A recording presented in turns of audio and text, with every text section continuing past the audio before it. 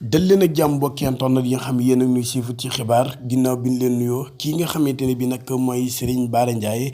ginnaaw bi nga xamante ne bi nag moom defoon na fi ay audio ci ginnaaw bu yàgg ni ko noonu nag vocal yooyu nga xamee ne doon na ko def ci benn groupe WhatsApp vocal yooyu nag moo daal di génn lëmbaaji li nga xamante ne bi ni mooy réew mi waaye lëmbaaji li nga xam ne mooy lenn ci xeli askan wi waaye ki nga xamante ne bi nag mooy Serigne Bara Ndiaye ba léegi génn gu def benn leeral ci li nga xamante ne bii nag jaar na fi ni kay audio yoo xamee ne transféré nañ ko mu génn ci benn groupe WhatsApp mbaa kum doon waxal ni ki noonu nag kii nga xamante ne bii mooy Serigne Bara Ndiaye moom nit ñi kenn ku nekk mi ngi laaj ana lan mooy fas yéene nekkati ab taxawaayam ci biir làng gi waaye it ñii ñi ngi koy jàppal li nga xam ne mooy tànk ngir xamle ne Cheikh Bara Ndiaye defu dara te lii it du fi dara waaye nag li ci mënti xew mooy ki nga xam ne Cheikh Bara Ndiaye génn gu def benn leeral ci lii nga xamante ne bi xew na ci audio yoo xam ne mi ngi ko doon wax ci Adji Sarr ak ki nga xam ne mooy Ousmane Sonko.